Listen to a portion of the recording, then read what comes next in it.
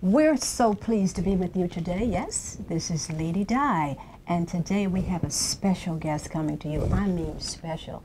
And his name is Henry Fambrough. How about that? Original spinner. And you're going to meet some guys that's fantastic that's singing with the spinners, and we're here live with you today at the beautiful resorts where they're going to open up tomorrow. So we're going to get started, and I'm going to talk to my friend here, and you know, as it is today, it is hard to find good groups out there that can really sing, not sing, sing, okay?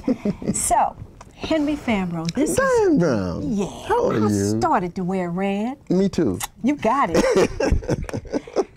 We're so pleased to be here with you today. Thank you. Thank you. I wanted to say to you that it has been a number of years. Let's go back. Okay. How far you want to go back? Well, let's go back where Unsung didn't go, because they did a great job. Great. And all okay, good. Let's go back when you were a bad little fellow on the street. Your mama had to beat you, and all that. No. Oops. I remember seeing you guys at the Uptown Theater. Right. Mm-hmm. The late Georgie Woods, which was before Motown days. Yes, Mm-hmm. So when we go all the way back, fam, what do you remember the most in the early days? You know, you were traveling with groups that had hits. Right. They were popular and all of that, and you guys opened up. But you took the show. Let's talk about back. But you know, one thing I remember about the Uptown days, they had a lot of groups and a lot of artists on the show. But each artist probably had that one hit, and they wouldn't do no more than maybe 3 songs. They had about 5 or 6 acts on the stage, you know, for the evening. And I remember that the guys and girls that was back then, they was so happy just to be on stage and be out there and see the people and enjoying what you're doing and just taking everything in. That was before you learn about the business part of the about the entertainment, you know. Right. Yes. But that was good. Just raw talent on stage, enjoying yourself and doing what you love. That's right. That's the basic part of entertainment when you first start out. Right. And I'm going to call you Henry. So the people who is famous. Yeah, that's my name, Henry. Yeah. We talking about those early days, and even the Nixon Theater, remember? Ooh, yes. The Nixon Theater. Yeah, I remember the Nixon. And over there on 52nd Street. Right.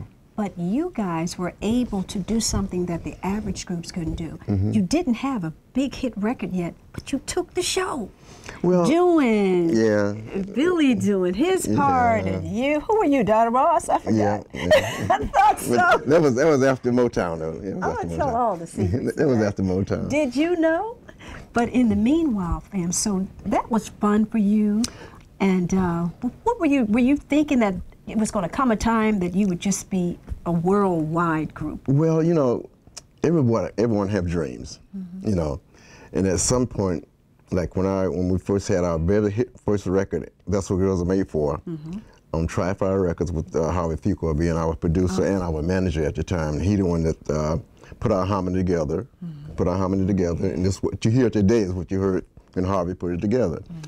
And back then, like you mentioned the Nixon. Yes. When we was performing at the Nixon, we was spinners at the time, but we didn't have a hit record. Right. Okay, but we did had mediocre hits before then, you know. Right, I remember that too. But Harvey had taught us how to entertain without a hit record. And that's what you're talking about now. Because I remember the spinners used to do half hour of shows with nothing but jazz. Jazz and singing and dancing. Hit the road, Jack, wasn't it? Yeah. And that's what helped us going through the years, lean years, what I say. Right. And when we didn't have a hit record, but we were performing and doing a lot of things that other groups wasn't doing. That's what made us different. Right. You know. Right. Because we used to open up the show with a song called Fascinating Rhythm. Absolutely. Okay, we did Fascinating Rhythm down, right. Classic. And when you get down to the 15 bar with nothing but dancing, you know. Right. I couldn't do that now. Well, you did it then when you had to. You had to dance for yourself. Yeah, right. Yeah. Dance for now myself. You don't. You can just sing. Had to sing for myself, honey. Yeah, that's it. And I was one of the teenagers in that audience, and I remember you all doing songs that you know, you were young, and the younger people weren't even interested in that, but they waxed you. Your outfits and everything was pressed and everything was perfect. And you know, the funny thing was, you used to come on, and then they brought on the contours, and they would do the split and split their pants and all kinds. I was like, they should come on first with Dennis Edwards and all of that. And it was fun too. So tell me a little more about back then. We moved on, and the Uptown. And okay.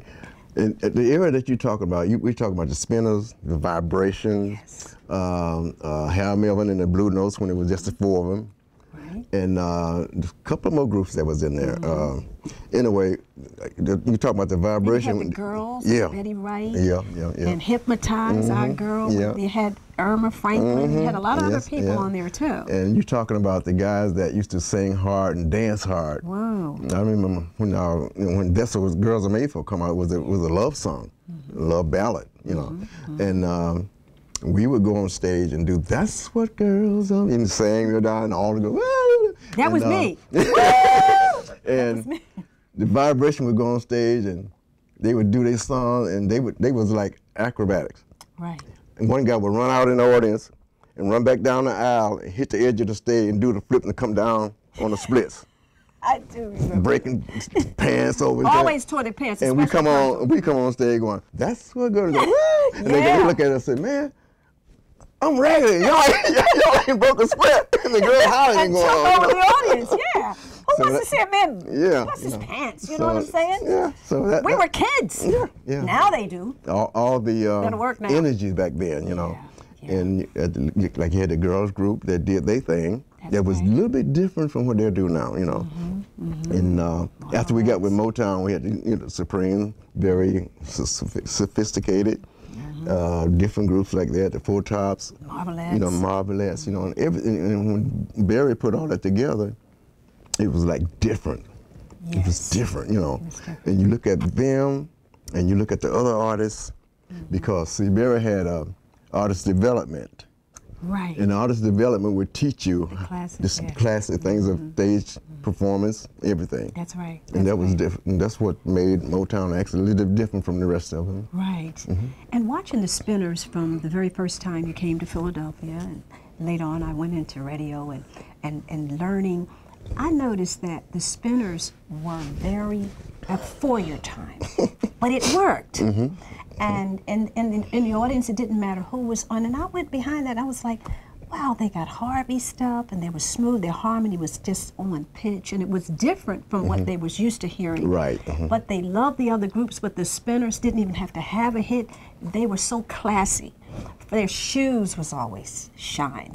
they had on, because you wore the short pants. You know. And so, well, I said short, but you know what I mean, right? They were like, what do you call them? Flooding. I don't know, high water. They were flooding, you know. We were the first group that had to come out with the no cuffs. Okay. You remember that? The tight fitting clothes, you know. Yes. So we did the first, like the suits that was no cuffs, tight fitting, and everybody else had the cuffs and big old baggy things, you know. And so we started that trend. At least we stuck with it. That came out. Y'all were y'all were just completely waxed. And I talked to a lady that I talk to a lot. She calls me. She, stops by the radio station, and she said, "Make sure you tell Henry and the Spinners I was your driver." She was a female driver, heavy set, light-skinned girl. Her name was Cora Perry, and she said that she was your first driver in New York. They hired her at the Apollo, and I said that probably was the first time they rode in the limo. No, I'm just kidding. No, You're probably right. But she said to say hello, and wherever I go, people always ask me, black, white, everybody, how's the Spinners doing? And I said, well, they got a lot of money now, so they don't need Philadelphia. They don't need Philadelphia. Yeah, right. So what we're saying today is, this is a legend. This is one of my best friends, and the mannerism, and he always gave homage to his mother. And sometimes I'd call you, and Mom would answer the phone, and she actually get him to the phone, because the key is that coming up in that era, it was difficult. Yeah. And I remember everybody packed on the bus, and then it must be difficult. So let's move on forward to the good stuff. Okay. And then all of a sudden we had all of these things happening, and when it looked like the Spinners were like, you know, Motown was getting all messed up and moving here and there, and all of a sudden, then came you, not just a song, but this is when God really blessed you because you all stood fast, didn't give up, good people, and here comes a major contract. Let's go on to Atlantic. Okay, let's go into that because what happened at Motown at the last part of our contract, our very good friend and producer, songwriter, and artist himself, Stevie Wonder. Yes. He came to us and he said, I got a song for y'all, I want y'all to record it. And he produced it to us, and it was, It's a Shame. Okay, and so which was very different. Yeah, very different. And it was nothing like it at the time. And we recorded that song. When the song came out in 1970, that was the same year that our contract ran out at Motown. Oh, and that was a great big hit for us. Right. All the way across the country, it was a big hit. Yeah, it was a big so hit for the Spinners. we was fortunate enough to, when we left Motown, we left on a hit. And so when we got to Atlantic, we just stepped off the boat and ran on the other boat and kept on going. That was your blessing. I mean, that was our blessing. And that was the short of it. But you know, we did some touring and everything before that. But that was our blessing. That's and right. at the same time, Tom Bell signed with My buddy Atlantic who I Records. grew up with around the corner from right. me. Yeah. He signed with Atlantic because he was a songwriter and producer for stylistic and all of them, you know. Yes. And he wanted to do the Spinners. Okay. He had the whole list of Atlantic. And we were the last one to sign, and he said, I want to do them guys, you know. I know. Because he remembered us from Uptown Theater. Yes, he does. Tom Bell used to be the keyboard man for the house band there. That's right. And he said he remembered the Spinners coming on stage. He said, y'all would walk on stage, y'all be so polished. He said, but I remember the song y'all sang, and I remember y'all harmony. That's right. He said there was a note in that song. He told us about that on Unsung. And I haven't thought about that note. It was just automatic. You had it in you. But he said there was a note that y'all sang that no other group sang. He said that's where y'all harmony was set up. That's right. He said I remember that. He said when I saw y'all name, he said I want to do y'all. Right. I remember because I grew up with Tom Bell, and we were kids on the block, you know, and Tommy's father had a fish store, which means that he was used to business. Yeah. And his little brother worked in there, and his sister, and they lived around the corner. We all went to the same school and everything. He was older than me. Right. Please correct that. No, Tommy, we love you. And we talk to Tommy every now and then. He has some more kids now. And I remember the Spinners, and I was like, to me, they had already made it because I was going on the talent, how good they were. Right. And they were just blessed to get the contract. It was time to move on. Sometimes it looks like something is letting you down when it's time to move on. Right. Next, because Motown wind up going to California, and you still had a hit from then. Yeah. So fam, we're moving on up now. Okay, so now I want to say something about this gentleman and the Spinners and the new Spinners. We love you too because you're keeping the legacy. And what I wanted to say, one of the best things that I remember when I was on the air at DAS, and Buddy Allen, your manager called me, and he said, Diane, I have an idea, and I want to talk to you about it. And he said, you know, Jackie Wilson had a stroke at the Latin Casino. Right. And he said, and the Spinners want to do something. And he said, what we're going to do is we want to come into the Latin Casino with the show, because you all were going to be there anyway. Right.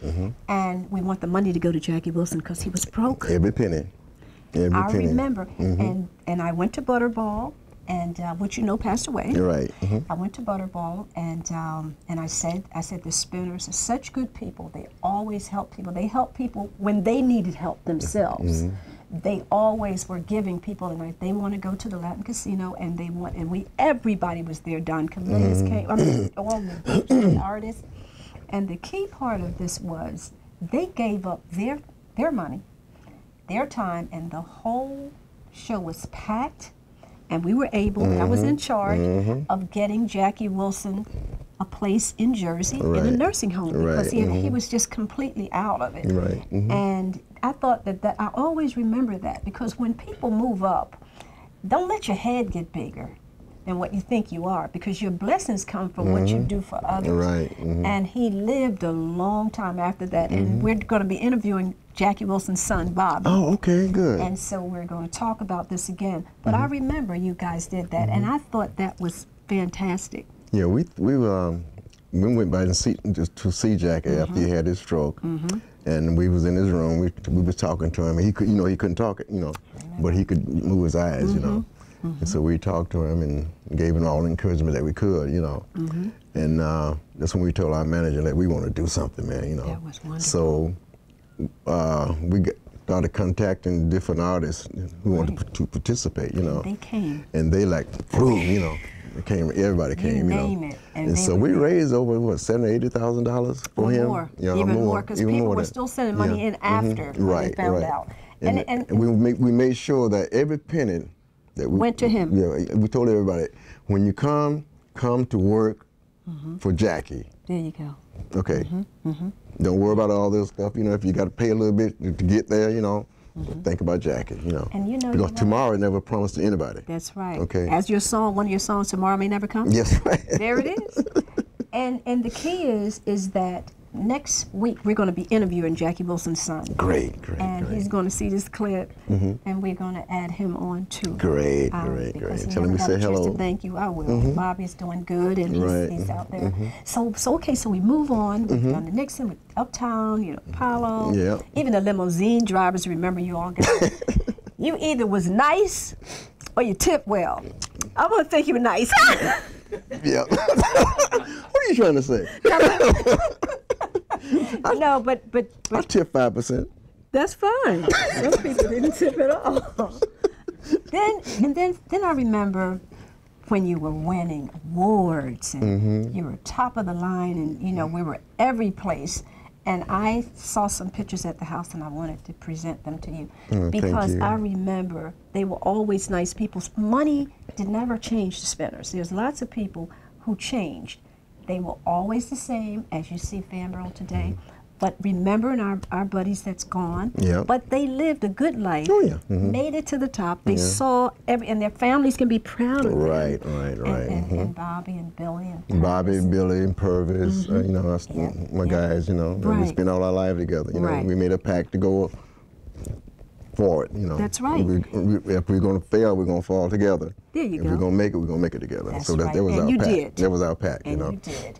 And another thing, because I don't want to hold you too long, because I know that we have to talk to you got to meet my other guys, okay? Don't worry. I mean, they're just wonderful. We met them, so we're going to find out some things about you that we didn't Great know. bunch of guys. Great bunch of guys. Yes. And I got a chance to see you work. You didn't see me because I had to run someplace else, but I saw you all work, and you did a great job. And so I'm happy for you. I'm happy for you, of course. Thank you.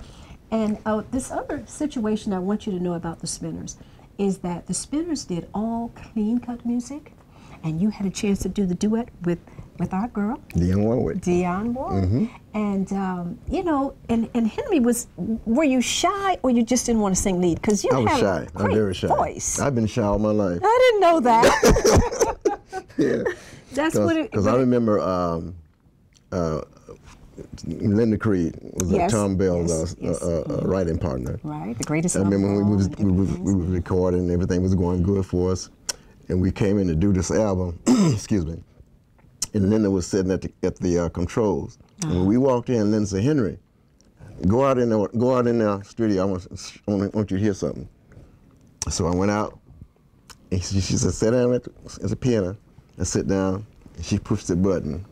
Dun, dun, dun, dun, dun, dun, dun, dun, dun, dun, dun, dun. I went, "Oh, that's nice." She said, "The words are right there in front of you." She said, "The words are right there in front of you. Listen to it and learn it."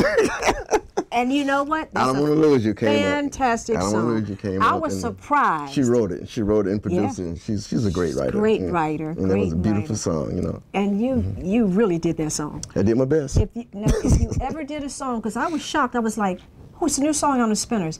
It's Henry. I know his voice. It must be a mistake. Yeah. I know. That's right. But your voice was so fitting, and she knew that.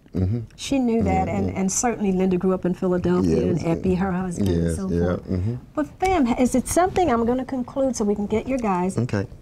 Is it something that you haven't done that you'd like to do, or do you think you'd like to record a piece? Yes. Good. We never won a Grammy. We were elected 5 or 6 times for the Grammy. We never won, but we did. They presented us with a Star on Hollywood Walk of Fame. That was great for us. But I've always wanted to go do a Grammy, and win a Grammy and have a Grammy presented. But we wasn't that fortunate, You but, deserved it, but they well, gave it you got a lot of artists that never won a Grammy, Okay.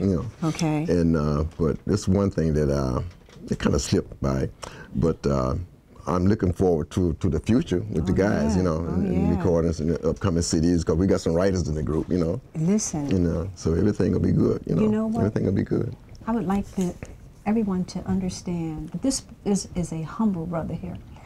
This is a wonderful person from the heart. He's not just an entertainer, singer. He does that on stage. When he's off stage, he's totally different.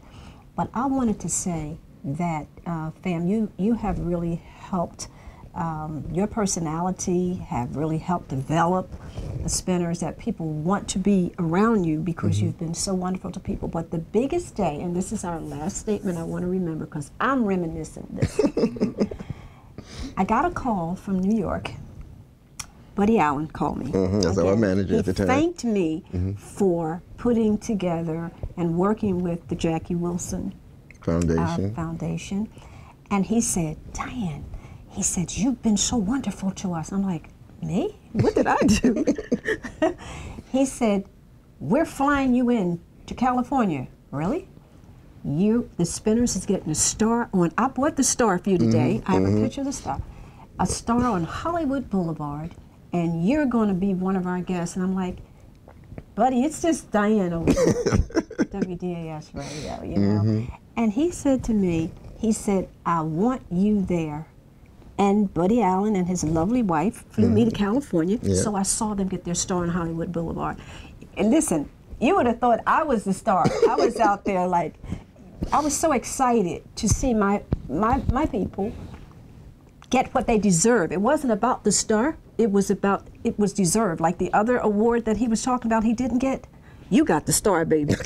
A lot of people don't get the star. Right. So I'm so happy about that. I was happy to be there at the Greek Theater. Donna Summer opened for you all. And people came from everywhere. So I'm going to try to break this down because we could talk forever and ever. I know, Is there something that you could tell us today? And we have hats off to the late Georgie Woods and to people like Judy Haynes and to many people that were out there that love you so much. What is it that you'd like to do that you feel you haven't done already in the musical world, Fam? There's not too much that the Spinners haven't done or places that we haven't performed at. That's a really hard question right now because just about everything that happened to the Spinners that was good or bad or whatever the situation is, we've been through it. That's right. From the beginning until the end. I guess get some more gold and platinum records. Right, okay. That's it. And the last thing that we wanted to say today, how is the First Lady and your lovely daughter? Oh, the First Lady is beautiful. Good. And the daughter, she's the first daughter, and she's beautiful. Good grief. I'm the worst on the block, so everything cool. Well, they take care of you. They tolerate you. Yes. Now remember one little story here, and then I want to talk to our fellas, and that is, don't forget, God will bless you. You just have to stay on the journey. You have to keep moving forward and be a good person in your heart. And believe in yourself and move forward, and it'll be all right. Fam, want to make a closing statement? What you want to close? Oh, look at him. 100%. Okay, everybody remember that, Diane Brown. 100%. And she has been like that ever since I known her. And I've been knowing you since 1960, what? Whatever it was. Yeah. And, I remember bringing y'all cheesesteaks. Yes. So she haven't changed. Like she talk about me, she haven't changed.